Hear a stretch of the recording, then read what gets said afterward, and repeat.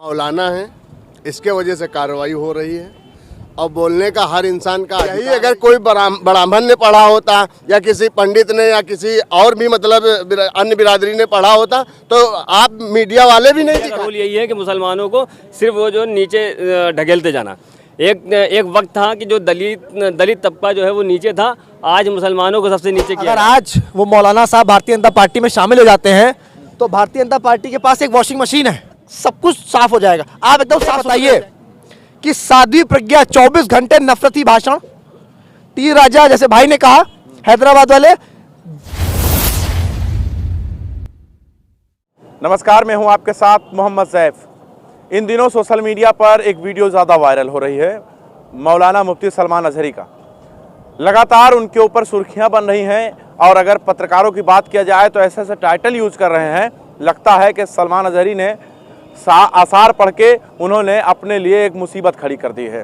खैर, इस पर लोग बात करने के लिए बहुत सारे हैं, हम इसीलिए घंटा घर आए हुए हैं। मौलाना मुफ्ती सलमान अजहरी पर लगातार जो है वो धाराएं दर्ज हो रही हैं, मुकदमा लगातार उनके ऊपर जारी है। ऐसा नहीं है कि उनका रुका है मुसीबत। आप कैसे देख रहे हैं इसको? अगर एक कंपेयर करें बीजेपी में 50 लोग भरे हुए हैं, जो मुख्यमंत्री बने हुए हैं यहाँ के योगी आदित्यनाथ, उनके तो वर्डिंग निकाल लीजिए तो अफसोस, मतलब खुद ही अफसोस होता है। तो बीजेपी अपने लोगों को पाल लेती है। अब ये है मुसलमान है तो उसकी सजा तो मिलनी ही मिलनी है। अच्छा, मुसलमान के माने मतलब बहुत ज़्यादा कठिनाइयाँ होती हैं। मुसलमान कठिनाई है क्या? आप ये हर एक कदम पे कठिनाई है। आप यूपी में देखिए, यूपी तो मतलब इसको तो हम रोल मॉडल के तौर पर पेश करना चाहिए कि मतलब मुसलमानों को कैसे दबाया जाता है। खैर, देखिए, मौलाना मुफ्ती सलमान अजहरी का जो मुद्दा है वो लगातार ट्रेंडिंग में है। उनके ऊपर जो कार्रवाई हो रही है इस पर आप कैसे देख रहे हैं? देखो, वो मौलाना है, इसके वजह से कार्रवाई हो रही है। और बोलने का हर इंसान का अधिकार है। ये मतलब शायर पढ़ी है उन्होंने, किसी के भावनाओं को ठेस नहीं पहुंचाई है। ये शायर पढ़ी है और शायर पढ़ने का हर इंसान का हक है। एक शायर पढ़ता है तो क्या उस पर केस बुक हो जाता है? लेकिन वो मौलाना है, इसके वजह से उन पर केस बुक हुआ है। समझ रहे हैं? यही अगर कोई ब्राह्मण ने पढ़ा होता या किसी पंडित ने या किसी और भी मतलब अन्य बिरादरी ने पढ़ा होता तो आप मीडिया वाले भी नहीं दिखाते, आप लोग भी नहीं दिखाते इसको, और ना ही तो इतना बढ़ चढ़ के उछालते कि ये बोल दिया। उन्होंने शायरी पढ़ी है, उसमें क्या गलत किया है बता दीजिए हमें। लेकिन मीडिया उनको जहरीला और पता नहीं क्या क्या शब्दों से नवाज। आप लोगों को सर्टिफिकेट मिला है, आप लोग कुछ भी बना दो, एक दिन में चांद पे पहुंचा दो इंसान को। सुबह पता चला वो सोया, रात में सोया, सुबह उसको कहाँ पहुंचा दो, कोई भरोसा नहीं मीडिया वालों को है। और फिर मौलाना क्या मतलब अपना दर्द आदमी नहीं बयां कर सकता है क्या? अपनी बात नहीं रख सकता है क्या? भरोसा मीडिया पे था, लेकिन अब मीडिया के लोग या मतलब बढ़ चढ़ के उसको तोड़ मड़ोड़ के कुछ भी बना के दिखा दे, भाई केस उन पे बुक हो गया। यही कोई अन्य बिरादर होता तो उस पर केस नहीं होता। आपको लगता है कि मुसलमान देखकर ये जो मुकदमा लिखा गया है और उनको परेशान किया जा रहा है? नहीं लगता क्या है, तो हकीकत है मेरे भाई। ये तो जो सच है वो सामने दिखाया जा रहा है। और पहली चीज़ तो मैं आपको ये बता दूं कि ये सबसे बड़ा जो मीडिया का काम है ना, सबसे बड़ा जो रोल है वो मीडिया का है, दलाली करने का। क्योंकि पूरा का पूरे हिंदुस्तान में दलाली अगर जो कर रही है वो आप जैसे पत्रकार जो है ना, वही। अब आप भले ही वो अच्छे हों, लेकिन मुझे नहीं पता, लेकिन मीडिया का रोल यही है कि मुसलमानों को सिर्फ वो जो नीचे ढकेलते जाना। एक वक्त था कि जो दलित तबका जो है वो नीचे था, आज मुसलमानों को सबसे नीचे किया जा रहा है। तो कहीं ना कहीं जो है कि एक दर्द, एक तकलीफ तो है ही है कि आज दिल समझ लीजिए एकदम भरा हुआ है कि आज हमारे ऊपर इतनी जुल्म ज़्यादती हो रही, कोई बोलने वाला नहीं है। वो लोग बोलने वाले नहीं है कि जिन्होंने हमारा 65 साल जो है सारा सिर्फ शोषण किया, हमारा खाली इस्तेमाल किया है, मलाई खुद खाई है, बस बाकी कुछ नहीं। जिससे और सबसे पहले तो मैं कहना चाहूँगा कांग्रेस पार्टी को, जो जिसने 65 साल 70 साल हुकूमत करी है हिंदुस्तान में, आज वो समझ लीजिए कि आज हमको एकदम तनहा छोड़ दिया है। हमारे लिए बोलने वाला कोई नहीं है। आज हमारे पर हमारी मस्जिदों को टारगेट किया जा रहा है। हिंदुस्तान की पूरी 30,000 मस्जिदों को टारगेट किया, क्यों किया? देखिए, मौलाना मुफ्ती सलमान अजहरी को लेकर लगातार ये आ रहा है कि अब वो छूटेंगे नहीं, वो जेल में ही रह जाएंगे। लेकिन उनके ऊपर ये जो मुश्किलें लगातार बढ़ती जा रही हैं, इसको आर्यन मिश्रा कैसे देख रहे हैं?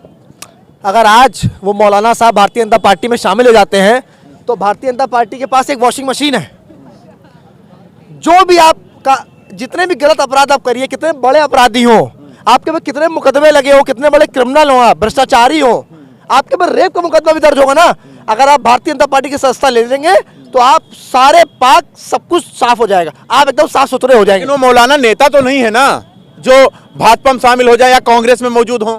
देखिए बात उसकी बात नहीं है, मैं एक बात कहना चाहता हूं, तू इधर उधर की बात ना कर, तू इधर उधर की बात ना कर, ये बता ये काफिला क्यों लुटा?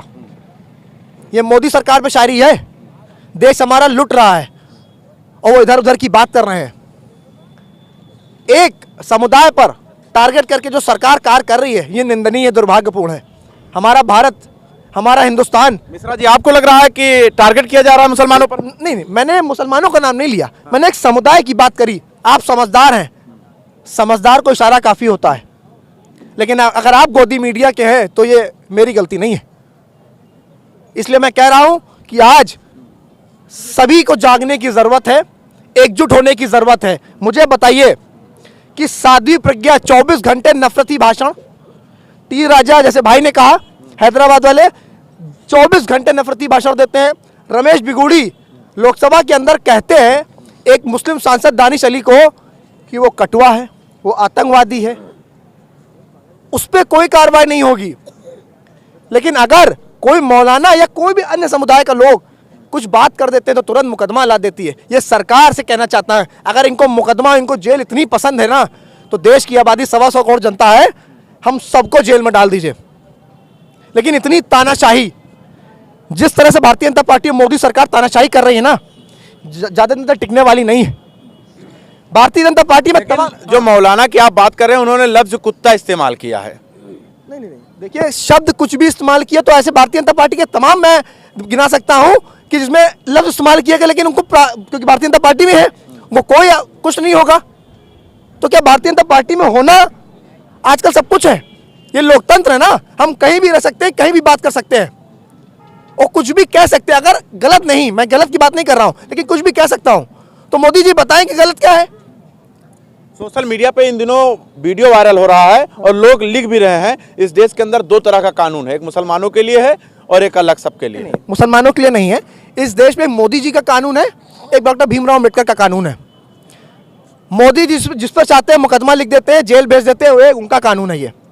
और संविधान से जो लोग चलेंगे ना, जो सच वाले लोग हैं, वो निश्चित रूप से आगे लिखेंगे, क्योंकि सच कहना अगर बगावत है तो हम बागी हैं। मैं सच बोलूंगा, आप मेरे घर में बुलडोजर चला दीजिए, मुझे डर नहीं है। आप मुझे लाठियां बरसाइए, जेल में डाली, फांसी पे चढ़ा दीजिए, लेकिन आने वाली नस्लें कम से कम माफ ये तो नहीं कहेंगी कि उस टाइम जब अन्याय हो रहा था तुम चुप क्यों थे। मैं बोलूंगा। आपने सुना मौलाना मुफ्ती अजहर? तो सुना है, क्या गलत है मुझे बताइए।